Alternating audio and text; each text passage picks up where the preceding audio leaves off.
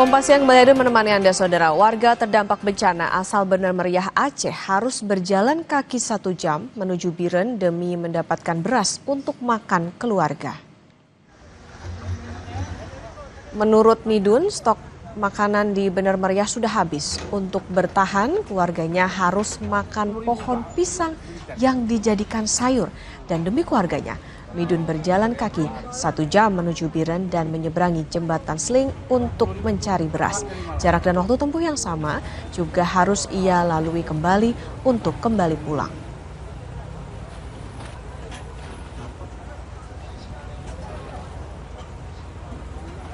Anak-anak menipis, Pak, di sana. Bukan menipis, lagi habis. Lagi habis, Pak. Habis. Ini Bapak nyebrang ke sini untuk beli makanan atau gimana? Untuk makan. Sekarang ini menebang pisang di sana malam sekarang. Siang nggak dikasih, malam baru. Jadi Bapak keluarga di sana semua, Pak? Di sana, nggak mulu. Keluarga gimana, Pak? Sehat atau gimana? Ya, cuma beras yang nggak ada makanan.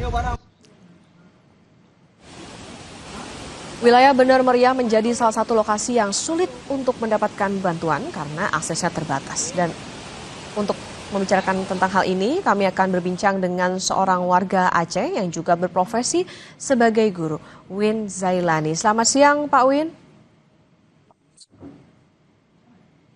Selamat siang, Mbak. Selamat siang. Ya, baik, Pak Win, bisa diceritakan bagaimana kondisi di tempat tinggal Anda di Bener Meriah? Saya dengan baik? Ya, terdengar Pak Win.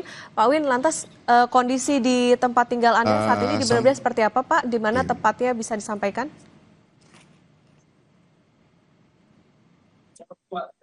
Di Desa Daulung, Kabupaten Bener Meriah, yang dimana posisinya itu isolasi terbatas sekali terisolasi, sulitnya untuk mendapatkan logistik, bahan bakar dan listrik sampai hari ini juga belum ada. Bahkan internet kita harus antri yang berjarak berkilo-kilo dari rumah. Akses internet berbayar 10 menit dengan batas waktu 10 menit untuk mendapatkan informasi, Mbak. Keadaan sekarang, kemarin baru saja ada pembagian beras. Yang setahu saya beras banyak sekali masuk ke Bener Meriah, tapi per warga hanya dapat 1 kilo. Itu yang sudah saya alami sendiri sekarang, Mbak. Oke. Halo? Ya, baik. Tadi masih terbatas Iya. untuk listrik, BBM, kemudian juga bahkan akses internet dan juga pangan. Begitu, lantas apa saja yang saat ini paling dibutuhkan warga? Artinya begini, Pak, apakah bantuan yang sudah diberikan saat ini masih belum memenuhi kebutuhan dari masyarakat di sana?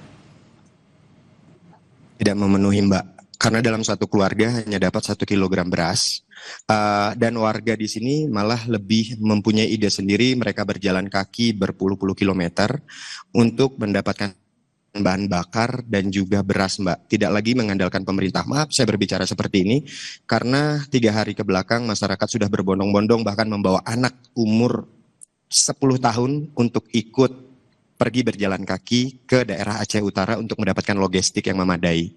Bahkan di daerah saya sudah ada orang menjual bahan bakar seperti Pertalite dengan 1 liternya 50.000 untuk membeli beras, pergi ke daerah yang jauh. Bahkan yang lebih mirisnya, Mbak, untuk memperbaiki akses jembatan, masyarakat lebih mengandalkan bergotong royong karena sampai sejauh ini belum ada sama sekali, Mbak, bantuan untuk itu.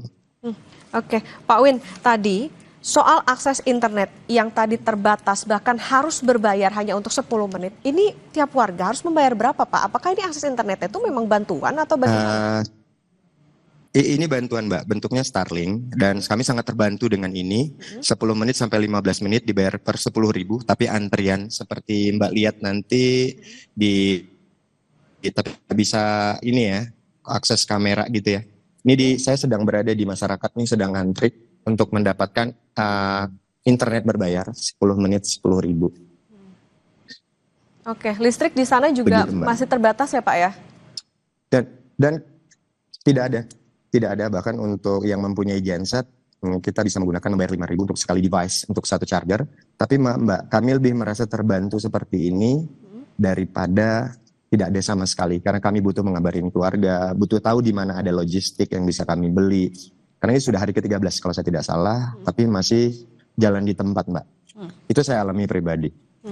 Oke, Pak Win, ini kan tadi sudah ada bantuan sebetulnya, ada beras. Lantas untuk memasak berasnya tentu kita butuh air bersih. Nah, akses air bersih Seperti apa Ya. Pak pemenuhannya di sana? Kalau saya alhamdulillahnya ada sumur di belakang Mbak, yang dimana dikuras. Kalau tetangga mereka sudah mencari air ke sumur tetangga dengan angkut yang dari pagi sampai sore bergantian. Kalau daerah air ya seperti itu Mbak keadaannya. Bahkan saya perlu garis bawahi masyarakat lebih punya ide untuk bertahan hidup menurut saya.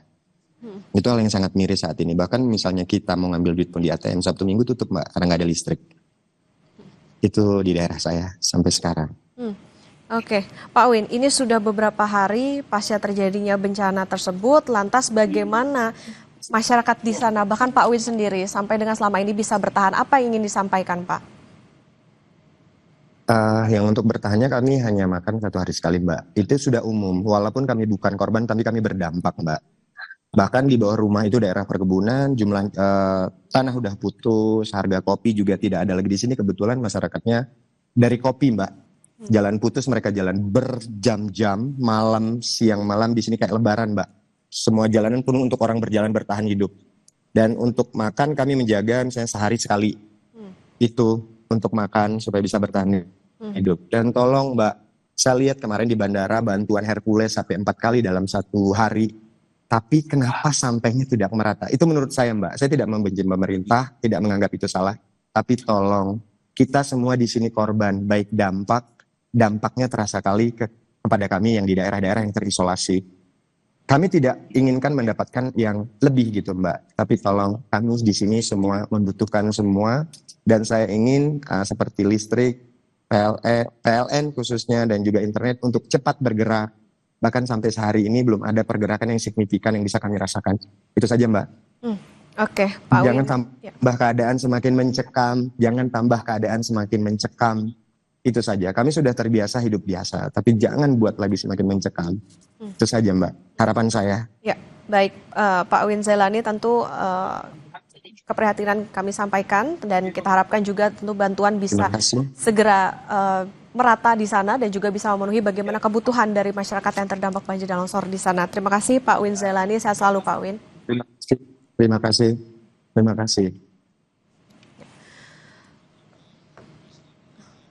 Ya, saudara, kita ke informasi yang terbaru, yakni adalah Presiden Prabowo Subianto yang melaksanakan atau mengunjungi korban banjir di wilayah Aceh, saudara. Dan ini adalah visual terkini yang bisa Anda saksikan di mana Presiden Prabowo Subianto tengah melakukan kunjungan dan ini di wilayah Biren, begitu di wilayah Biren, Aceh.